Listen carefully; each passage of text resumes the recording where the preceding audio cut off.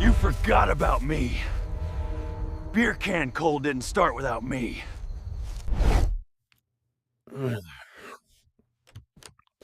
This is what happens when I'm not there. Will, JG, y'all know this thing doesn't run right without me, so let's fix it. This is Bigfoot. If you know those two idiots, tell them I am looking for them.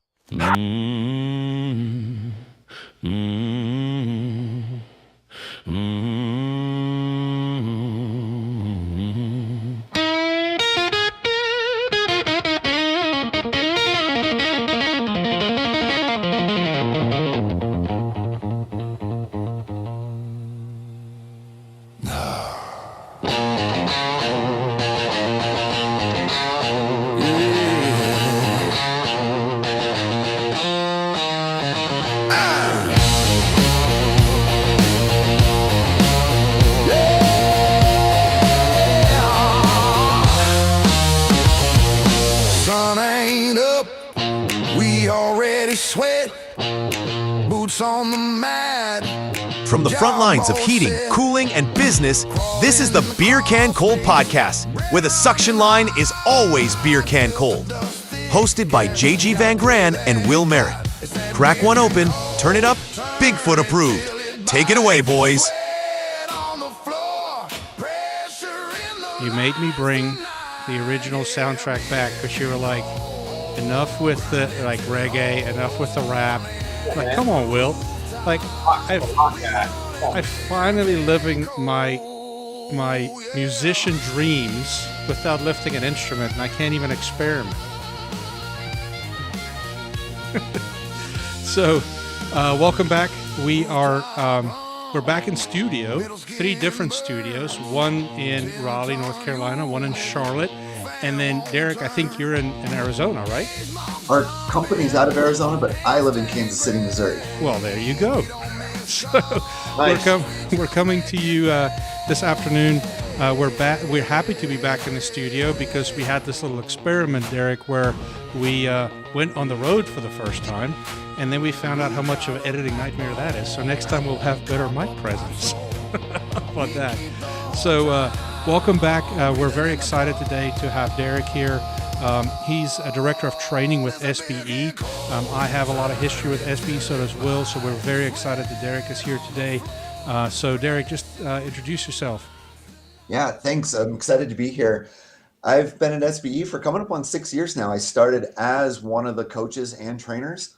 Yep. So working every day, going through P&Ls and price books and strategies and, why aren't we making money? Having those conversations with contractors every day. And then over the last couple of years now, I run our training department. So oversee all of our curriculum, all of our classes, and I still make sure to coach as That's well awesome. because I do love doing that. Yeah, that's awesome. Very well done.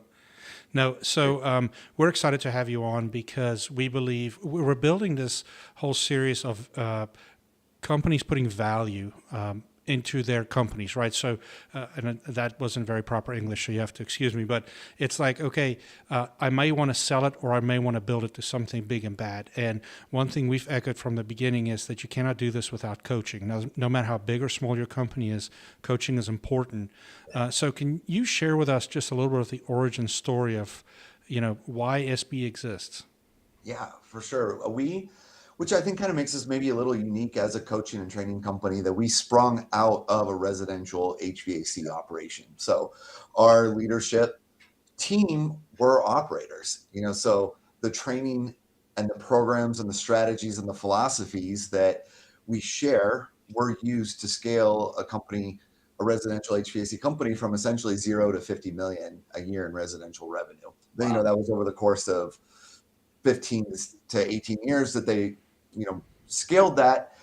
So that's where we sprung out of. It kind of started more as a passion of just trying to spread the word and help maybe contractors avoid, some pathways and mistakes that aren't going to ultimately get them to where they want to go. Yeah. No, I think and that's a pretty unique story because when we were with distribution, that's when you guys really started blowing up, and we were told to present you guys to our customers. Well, were you still there at the time? I think barely. I left in 2013, so I think yes, and I think you guys really started. JG and I were both at a York distributor, Virginia Air, and so uh, SBE was partnered a lot with JCI / York due to the contractor that they spurned from. That was a York, I guess, largest York dealer in Arizona. Sounded Right. out Yeah, on the the Southwest, I think. they told how much of the product they purchased to just them and the state of Arizona.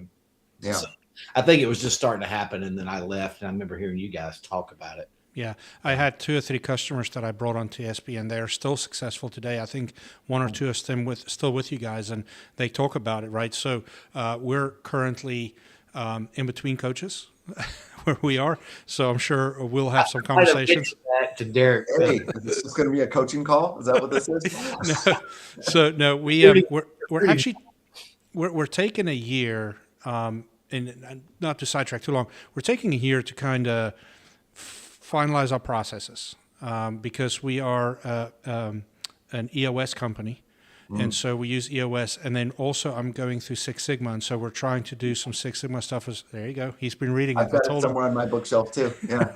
And so we're trying to get those two. We've come from very good coaching, and our coach is kind of in limbo at the moment, and so we're trying to see what's going to happen. But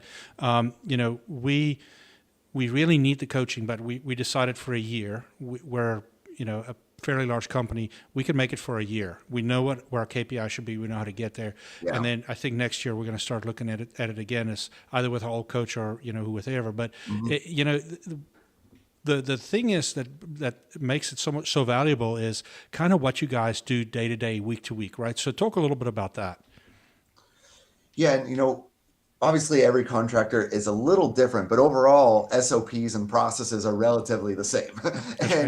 and pricing is pricing. As much as contractors want to tell me, that wouldn't work here where I'm at, it is relatively the same, even though every company kind of has their own nuances and people involved. So the way that I view like curriculum and business and process is kind of like a 3-phase thing. And every contractor, I think, has to go through all 3 phases, right? So yes. Phase 1, do you know your numbers? Do you know your data? Do you have price books? Do you have like all the essential tools? Have you dialed in how to go run a call, how to sell a maintenance? It's all about operating and executing. Phase 2 then is, can you take phase 1 that hopefully you can do profitably, and then can you scale it? So for companies more in that phase 2, that's a different thing to work on, scaling something versus making something profitable. So phase 1, profitability, phase 2, scalability. And then phase 3 is what everyone aspires to. And you mentioned like valuation. This is where the value is, and that's sustainability. So phase 3 is all about the things that make your business able to operate without you. That's a sustainable business. Yes. Yeah. And that like kind of the owner's responsibility to kind of take themselves out of the need position to where the business can function. I was with an owner today, and he said kind of thing. He goes, I'm not really talking to the field people like I used to. Mm-hmm. And, he goes, it's weird. And he said, but yeah, they grew a lot. They doubled in size last year. Yeah. So that's that's one of the old sayings of working on the business versus in the business. And I think that's a big thing to get to that point to where you're not necessarily not needed, but the business can function with you not being there. Yeah, because I think in all 3 phases, there's different types of problems, right? Phase 1 is money problems. Yeah. Phase and revenue problems. Phase 2 is people problems, which requires now a different skill set than phase 1. Oh boy. And then phase 3 is just strategy problems. Like, should we do an acquisition? Should we add another vertical? And it's more working on strategy because you have an org chart and an SOP and a manual that handles the people and the money problems. Yeah. Yeah. No, that's for sure. So in that vein, tell me a little bit about the biggest mistakes owners make that you've seen. Yeah. Go ahead. I'll interject. Go ahead. Okay. Yeah, I was going to let you go. If you've got something to add, Will. Again, a little bit, it depends on the phase that they're in, but just right out of the gate, I think it's service. I think it's the service department. It's running calls. That is where I think a lot of these owners don't even realize they're making mistakes. Yeah. There. And it's because too, again, I completely understand. I have a lot of empathy for the position they're in. Nothing's obvious until you know it. Right. That's So right. I don't judge any of this, but like typically their P&L and their bank account kind of cover the sins of the service department, and they don't have it separated out, and they don't realize how much money they lose every single time they knock on a door. Yeah. And it's really just what keeps them in business is they move enough equipment again to cover up the service problems. So that's just where I see so many mistakes is on the service side, which is scary because that's like the bread and butter of the business too. It's true. So, well, I'm sorry. I'm going to let you interject first before I go off on a question here. That's not, by the way, that's something I sent you guys. I have something else that's popped up. Well, I think, I've talked to different people and they're like, hey, should we bring on another trade of service? And I'm trying to remember, Derrek, it was one of your people that told me about it. It's like, that sometimes they see that mistake. They haven't mastered what they're doing yet. And they're like, well, hey, we're going to, we're a plumber. We're going to bring on HVAC, or we're a heating air company. We're going to bring on plumbing. So that, that could go into one of the mistakes. And, I think they can fit together well, but I think you got to be cautious there. So that's all. We just did that. And so I would say, way even before I got there, the brothers perfected the HVAC processes. They were doing it really well.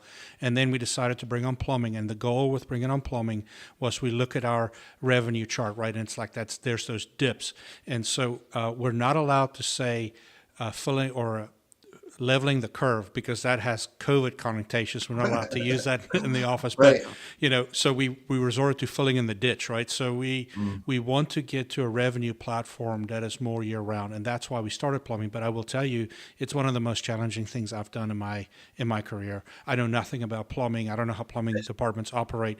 And at first we struggled until we got a person in that used to own a plumbing company. And since we did that and got a really good plumber in, now we have several plumbers, but it was not until that little bit of knowledge came in because, we're sitting around the table. It's just a service business. The owner went and got his plumbing license because we've been doing boiler work forever. How hard can it be? Oh my God.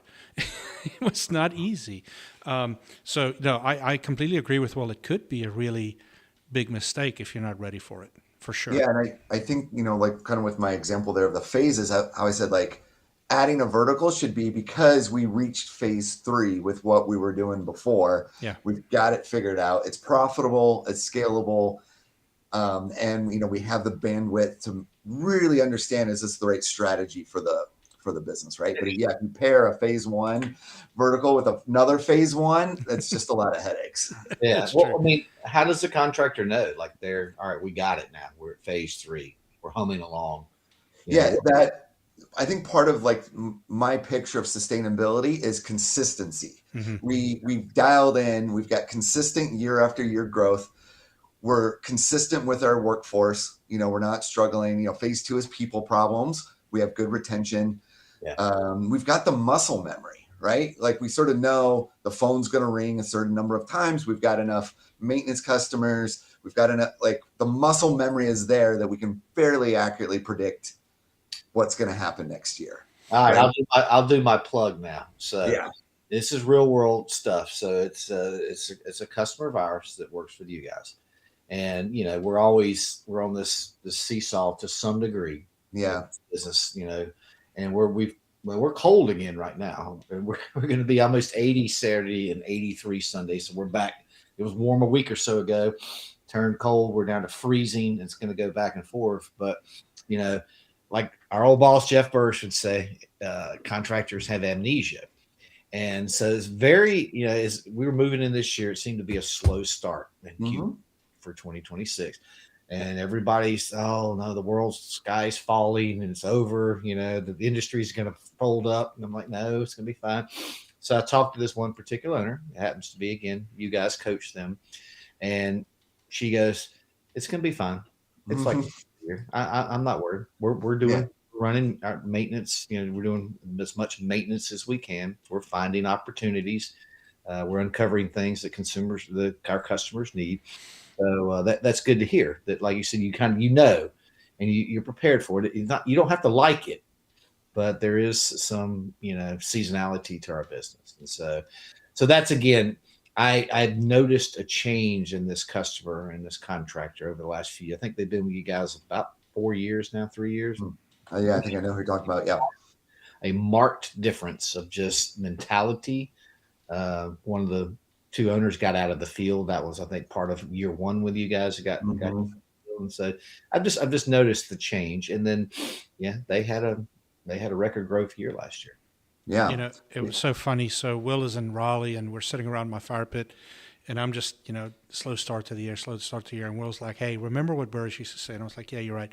So I go back and look, because I'm actually in the P&Ls today. We're close to ending Q1. We're up 20% over last year. Yeah. And it's like, okay, just shut up. I feel like it. You are. Just shut up and take the blessings. How about that, right? So just sit down and look at the numbers and understand that it's okay. It's okay to be a little slow. Now, we did smart things this year. We're in the middle of building a training lab. We're in the middle of doing things in the slow time that will pay off for us later. Yeah. So it's exciting things. But I do want your opinion on something, Derrek, and something we're experiencing now. We have a little bit of a different customer base where we are, and so it's more older, affluent customers. And the complaint, because for years now we've been coaching our techs, and I don't know how you guys coach at SBE, so I'm just going to be upfront about that. Yeah. But the coaching we've been through, it's not quite to that level of every tech should be a selling tech type of thing, but it was like, we were focusing on average ticket, we were focusing on these opportunities and those things. And what we started getting from our customer base when we enacted Happy Calls, which we did, is that we're starting to find out that our customers are tired of our technicians showing up to do a maintenance and trying to sell them something, or we're there for a repair and it's just every time it's more and more. And so we're experimenting with this thing. And by the way, TikTok's going to go crazy. I'm going to get so much hate mail now, it's going to be insane. But we're actually thinking about taking our service department back to being guys that just fix things properly unless it's too old to fix. Am I wrong about that? Are we playing with fire? Because actually, since we started talking about that shift, the technicians are doing better.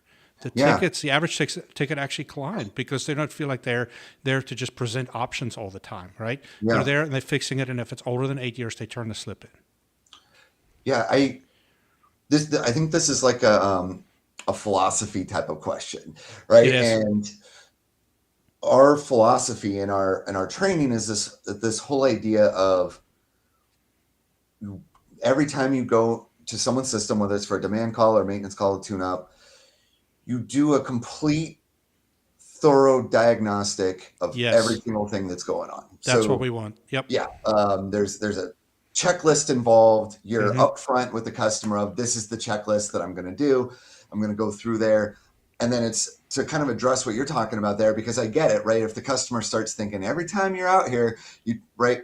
So it's basically an upfront agreement that I am not here to recommend or sell you anything. I am going to give you all the info about your system.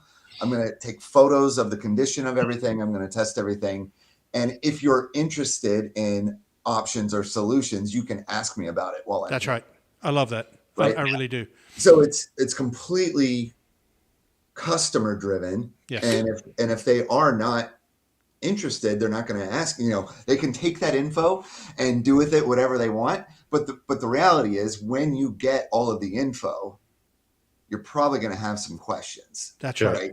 So now the customer is leading, hey, that doesn't look good. Is that good? Have you seen that before? What do other people do about it? If I were to do something about it, what would my options be? And now that technician is right where we want, right? They're there giving option, but it was completely customer led because of the process that they went through and the upfront expectations they went through. I really like that because, I think what we're trying to get to is that piece of, we're going to document this to death though, however, right? Yes. Because we're going to let you know in writing everything we see. And some of it's not crucial, but some of it is. And by the way, if there's nothing wrong, there's nothing wrong. We were so happy to be here and clean your coils for you today.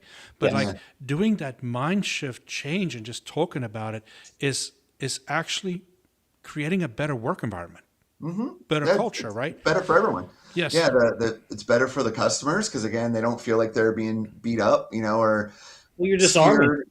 Yeah, right. They're in control. They're empowered. It's their house, and then it's great for the techs who want to be techs. Like I always say, like, because our kind of what we're known for, our bread and butter is our technician training. Like that's typically why people come to us and want to stay with us. We help with all the business stuff, but the heart of what we do is the tech training.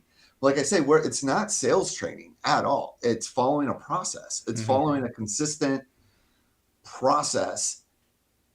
And the outcome of that process is you interact with your customer, your homeowner, like a co-investigator. Yes. Where they're interested now in what's going on. They're interested in what you're finding. You're not just popping out, disappearing for 30 minutes and popping out and saying, shucks, the capacitor's bad. Yeah. Right? Like homeowners don't appreciate They go like this. Oh gosh, here we go again. Yeah. Yeah. No, and the other thing we're starting to preach is the more thorough you are, we'll give you as much time as you need. The more thorough you are, you're not going to be called back. This thing is going to last for another, until we come back to do the second maintenance for the year or whatever it might be. And you're happy, the customer is happy, everybody is good. And at the end of the day, there is enough work within, I think we looked the other day, like 5,200 systems that we're maintaining a year. There's enough work out there to make us profitable, let us have a good company without being the salesy guys in the door. And it's what's happening in our area. There's a lot of private equity growth. There's things going on, right? And everywhere. And so it's like there's different philosophies, and customers are starting to feel kind of squirrely about some of the. Hi there, Beer Can Cold Nation. Today's episode is brought to you by Praxis. Everybody talks about the goal: more profit, more growth, more wins. But here's the reality. As average ticket prices climb, it's becoming more important than ever to stay organized and run real systems inside your business. Because the truth is this: the process is just as important as the goal. That's why we partnered with Praxis Software, built around one simple idea: the winning process made simple. From the owner all the way to the newest employee in your team, every business needs proven processes to build a winning culture. Praxis HVAC sales and pricing tool creates consistent pricing, improve product knowledge, and develop team members into confident professionals. And when your people are confident and your pricing is consistent, your business runs better, period. If you're ready to stop guessing and start running a real operation, call Marty and the guys at Praxis today at 678-680-5926. Again, that's 678-680-5926. Or visit them at praxisgroupinc.com. You can also find the direct link in the show notes. Praxis Software, because the process is just as important as the goal. Philosophies Every out there. call's a new system sale. That's what Patrick said on a previous. But I love this, and I think about it how I would take this as a homeowner myself. If I have a technician come out and the first thing they say is, "Hey, I'm not here to sell you anything." That's word. Just lead with something like that would really like, wow. It's context dependent, right? Obviously, if you're there on a demand call, the homeowner does want you to sell them something, but the repair, but they don't want you to. They're worried you're going to sell something they don't need or want. Yep. Right. So you can have an appropriate context agreement on each type of call of. If I'm there on a demand call, the reason I am here, is obviously I'm going to figure out what took your system down. But not only that, I'm going to figure out why that happened. Yeah. That's awesome. So shifting gears a little bit away from the technician piece, if we start talking COGS, EBITDA, pricing, profit discipline, right? Talk to us a little bit about that stuff, right? Because I do feel like when me and Will used to do what we did, we were actually as a distributor empowered to offer our services to help customers look at their P&L and stuff. And it was so interesting how many times they didn't even know. They didn't have a P&L. If there's money in the bank, we did good, right? Yeah. It's crazy. So talk a little bit about that. Yeah, no, you're right. And I understand completely why, right? Because most of these owners, it was a field to ownership, transition. No position of P&L responsibility or, any of those things. So I completely get it. And that's why we're here, is to help. So it's very common when I'm onboarding, someone into our training program, they don't know any of the answers to any of my questions about that, and that's fine. On the flip side, I've coached many companies that have gone through an exit also, right? So I see what moves the needle on that side and where the value is. Yeah. So, from just like a big picture overview, if you think about like the net profit, and as a coach, I prefer talking about net. EBITDA is I would say like EBITDA is really interesting in a spreadsheet. Yeah. Net is really interesting in your bank account. That's right. That's right. And was the flashy, sexy word everybody's yeah, well, EBITDA is a useful tool to make comparisons. Mm-hmm. But in that moment, if you're in a moment where you're focused on your own business, I think you need to focus on net and I just don't even care what the EBITDA is of that company. That'll be a concern at some point. So it's the net. How profitable is this? And then, how much can you reinvest into your team and back into the business and et cetera, right? That's why these people started a business in the first place. So what we're wanting to typically see is a 15 to 20% net profit. Gotcha. It's good to get into double digits, and then trying to get into that 15 to 20%. So if you start with the answer and then reverse engineer, okay, how is that going to happen? They are going to need to, it's painful, but they are going to need to separate out, service from install at minimum, because there's different margin goals and there's different strategy goals there. So typically what we're wanting to see is a 65% margin on service. Mm-hmm.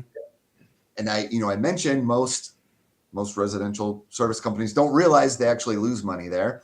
Yep. And then targeting somewhere around a 45% margin on your equipment and install. Yep. The golden ratio there, and I learned this too, actually, because of so many companies going through exits and what brings in the higher valuation. The golden ratio there is 60% to 40.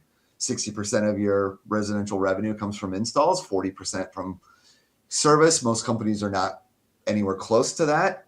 So there's typically things they need to work on to balance that out a little bit.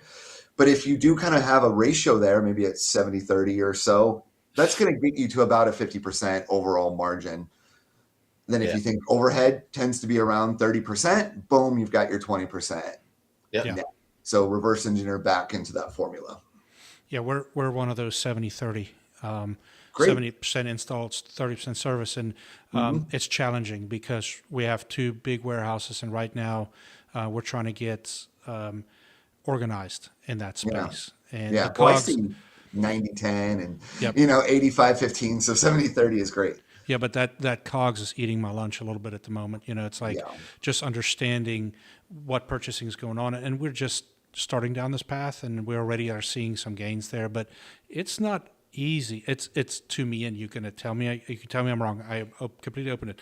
It to me, it's easier to show bigger net numbers from smaller companies than it is when you start getting really big, 3 or 4 different verticals, big warehouses, that type, because there's so much more to police. Yeah, revenue and expenses don't parallel scale together, right? It tends to be, more, and then there's sometimes like a vector point. Yes. Too, where they were really profitable at 5 million and they're unprofitable at 10 million. Mm-hmm.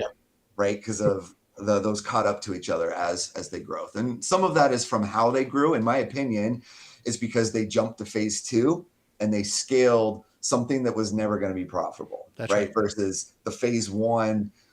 Phase 1 is just, it sucks to do phase 1 stuff, right? Of getting everything dialed in, and versus scaling a phase 1 operation. Yeah. Absolutely. Well, that tees up the next one. It's like operational chaos versus systems, right?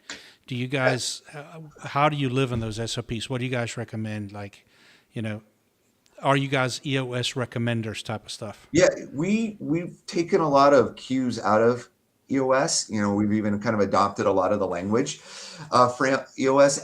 Back a couple of years ago, as a coaching and training department, as part of our book club, we read Traction. As part of our book club, like we did it here. And I think it was because a few of the companies we were coaching were getting into it as well. And we just found a lot of alignment and fusion with what we were already doing kind of anyway. Yeah. And so I feel like SOPs is one of the most misunderstood things. We'll have contractors showing up like, hey, why are you here from coaching? They're like, give us the SOPs. I'm like, well, that's not really how it works, right? That's not what an SOP is.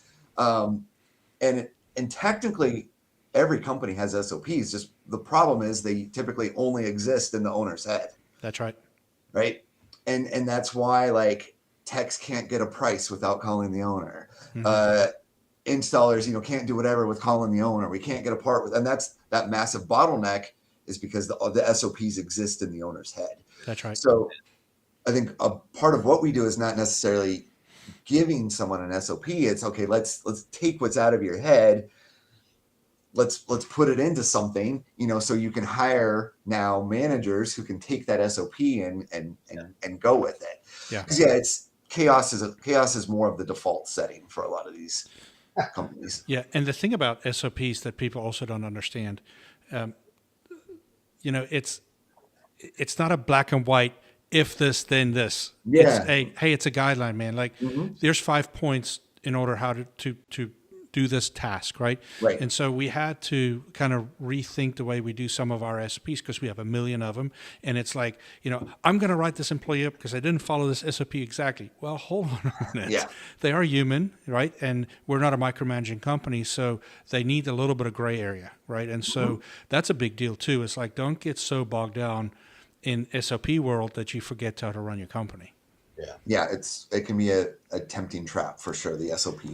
Now, leadership and accountability, though, like the SOP, we just talked about that piece of it, right? And the accountability is a tough part in companies. What do you guys see with some ways that you lay out accountability? Yeah, if they're in that kind of what we referenced to before, right? If they're in that situation where you don't know any of your numbers, aren't tracking things, that by definition there will not be accountability. That's where accountability originates from, is from things that you can track. That's right. Being a leader is about influencing people to want to achieve those things. That's the leadership piece of it. The management piece of it is we're tracking things, and so if nothing's tracked, if no one has goals, there will not be accountability. And so when I talk to these companies and we have a huge pain point, it's impossible to hold people accountable. Well, what are you tracking? Nothing. Well, what are the goals? Okay, let's sell more. Panic. Yeah, we shouldn't panic that you're doing something. It's just unique. You have literally not created any of the conditions for accountability to exist. Yes. So we don't have to panic. Let's start tracking. Let's start goal setting, clarity of what a good job means versus not a good job. And people actually crave accountability. It's I think a misconception that if I start holding my people accountable, they'll leave. No, people actually crave clarity. Yes. And that's what accountability is clarity. And by the way, accountability has got a bad connotation to it. Accountability could be a really fun thing, right? Yeah. Like, here's the scorecard for this month, hitting that scorecard is accountability. Great. I'm number one. That's right. Yeah. And normally, if you're lower on that totem pole, hey, man, let's have a one-on-one. Let me see how I can help build you up to get to those markers, right? That's one thing that we've gone through some managers, and it's like, well, he didn't hit his numbers. Hold on. Hold on. Let's find out what the coachable reason is. And it could be something very simple. I've seen a guy's numbers turn around because he just needed a new tool bag. He just needed to hear from somebody that he's doing a good job and he needed a new tool bag. Next month, he was back on top. Sometimes it's just something small, Yeah. And I think a piece that just like what you're talking about, that gets overlooked too is, did that person actually agree to any of those things? That's right. Right? Was it just, told to them? And so this is a huge, I actually have a master's of science degree in leadership and leadership psychology. So this is a huge passion point of mine.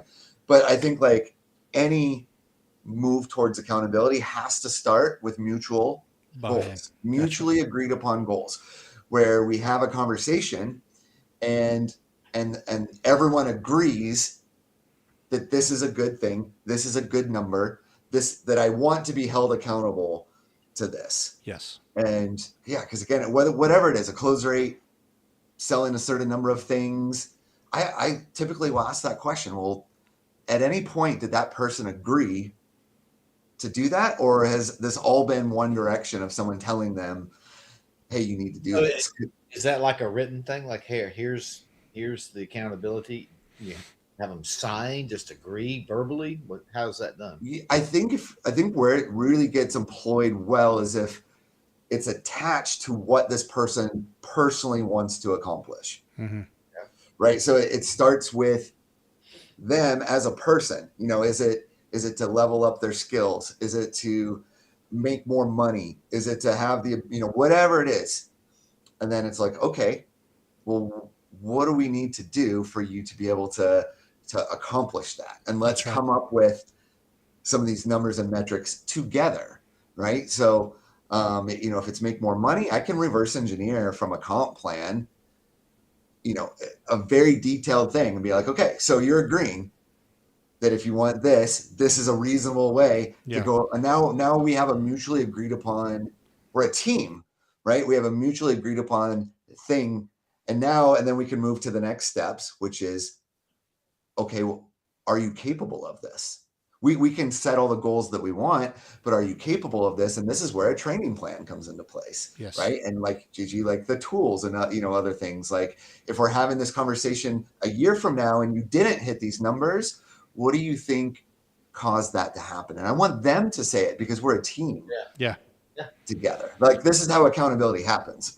One-on-ones have been huge for us with the Yes. technicians, right? And it's like every 2 weeks or so, we have 2 service managers. One of them will sit down with, X amount of techs. And the conversations, I have 2 really great guys right now. And the conversation is all about, hey, man, you've done really good the last 2 weeks, but your callback rate's creeping up. What's going on? Or, hey, how are you doing? We had one technician he really wanted to buy a house, a young guy. So the service manager sat down with him about a year ago and helped him figure out what that would look like. You have to show up to work this many hours. You have to do these things. And so it's been really good. The one-on-one is one of the most powerful things. Don't do it in a group. Never do it in a group. And if you are doing training and you're showing certain things that may be callback related in your meeting, never tie a technician to it, ever. I completely agree wholeheartedly with that, right? And the whole skill of coaching, right? Being a good coach, which to me, this is like the service manager and the sales manager, like their purpose, really the skill that we should identify is their ability to coach and get everyone around them to their potential. But yeah, one-on-ones, ride-alongs, the best learning happens experimentally, right? Hands-on doing something, not in a classroom. Like classroom is important for, like you said, we could get together as a group, we could cover some things in a classroom, but it's the one-on-ones and in the field where the real learning happens. But the majority of service managers that I talk to would say, I get it. I would love to do that. I have no time to do that. I have no time to do one-on-ones. I have no time to do ride-alongs. And again, that's going to create an environment very predictably of no accountability. Yeah, I agree with that. Just to kind of bring it full circle a little bit, Derrek, the future of the trades. What do you see? Yeah. How do we win? What do you see shifting? What do you see on the horizon? Yeah, I think that with just a number of things of, just everything getting more expensive, right? There's all these pressures here, right? The labor market is getting tighter and tighter. Yep. People are leaving the trades, at a rate not yet, of new people coming in. Everything's getting more and more expensive. Everything, right? From just the equipment to the parts to marketing to, to all the pieces. Yep. So I think the future, and I think we're already in this future right now, but it's really the companies that can optimize. So it's not that volume game of how many calls can I get. Mm-hmm. Like I was out on how many estimates can we get out? And it has to be an optimization of what can we actually do with less, in my opinion. Can we take, this number of calls and can we all run fewer and, and spread these out and yet take care of because we get the extra time, take care of our customers at a higher level, have a better close rate, have a better average ticket. Yeah. And the companies that are getting that, I think, are investing into coaching and training because it's not going to happen by accident. Yeah. And the companies that don't get it are kind of in this vortex swirl, right? Because the phone doesn't ring as much, and we can't hire anybody. Yeah. And they're just running around trying to solve those two things, which are really, really, really hard to solve and really expensive to solve. And the companies that get it are like, hey, it's okay if the phone doesn't ring as much, and it's okay if maybe we don't have as many people. We're still going to grow and do more revenue because we're going to optimize everything that we have. Yeah, we're on full-on mode in creating and breeding our own technicians. And I'm not being vulgar by saying that. 100% the way to go. And then just to add a layer on that optimization, I think this is where some of the new technology can come into play as well. And so that to me is part of optimizing. That's the part of doing more with less, because you're smartly keeping up with tools and technology that can make everyone's jobs easier. That's the purpose of technology, is to help you do more with less. Right? Yeah, we've exponentially grown, and I'm not going to throw numbers out there, but we've exponentially grown in the last 4 years, 2.5, more like 3 years, but it's like with the same amount of people. So we may not have been completely efficient when we started this journey, but we're looking to grow significantly more with the same staff, and even maybe shifting some numbers around to get right person, right seat, understanding that. And yes, it is helpful. Let's be honest. It's helpful that equipment goes up 10% every year, right? So there's 10% growth built in, right? At least, right? Yeah. But on top of that, it's like getting to a place where the processes are so repeatable and even that you can do more and more with the same amount of people, because then you get longevity out of the people, and then it gives us an opportunity to bring those young people in and try to groom them. We have a large portion of our service technicians that's never worked for anybody, and it only worked for us. But I will tell you that I'm learning a secret. The path in this industry seems to be, we're getting a young guy, we're going to put him in maintenance, and then from maintenance, he's going to go to service. I'm telling you, I'm starting to find out it's wrong. Put him in install for a year. Oh, okay. Put him in install for a year, bring him to maintenance, and then he's a short amount of time in maintenance, and they make great technicians because they've actually put it in. They actually understand how it goes together. I can't argue with that. Some of the absolute best technicians that I coach and train started as installers. Yes. So I can't argue with that. And speaking to this, there's this exercise that I like to do. I call it the CBO. It stands for current business opportunity, but I also call it the how much money did you leave on the table exercise. And it's essentially, it's an exercise of, if next year we had the same number of calls and the same number of people, how much better could we do than we did this year? Yeah. And I like to break everything down, but what we have found that the average or the normal residential contractor could do about 50% more revenue with the same number of calls and the same number of people. Yeah. Right. So it's not unusual. Let's say they're doing 2 million. They should or could have done 3 million. Right. Yeah. They're at 1 million. They could or should have been at 1.5. That's very normal to see in this exercise. And part of the beauty of it too is like, when you come out of it, they're like, oh, wow, if I just 100% focused on 2 things, like maybe it's the tech turnover close rate, and it's the maintenance average ticket, or something like that. If all we did was focus on 2 things, we could have done 50% better with our revenue. Okay, well, let's build a training plan to focus on that. But keeping people focused is tough. Yeah. No, it really is. Derrek, where does people find you guys? Like, how do they get to sign up with you and so forth? Yeah, they can obviously find us through our website. If they Google Service Business Evolution, they'll find us, SBEOdyssey.com. They'll find us there. They can check out a number of resources that we have on there.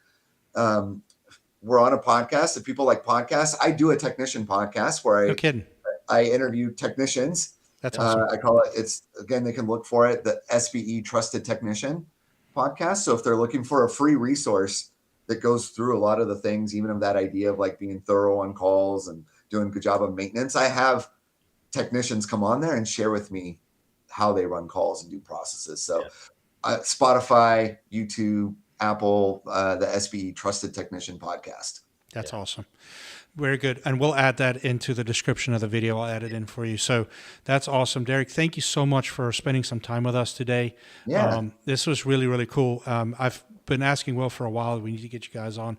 And I think that maybe next time when you guys have an event out there, we need to come out and visit. I know Will comes out anyway, but I think I'll come because I need to bring some of the people in my company maybe to come and meet you guys. And Love to have you. And so that'd be awesome. Well, just to interject on that, I know we're close out here, but yeah, we were just out there for the conference a few weeks ago in February, and it's always good. And I told a lot of your team, Derrek, it was really good one this year. It's always good, but it's really good this year.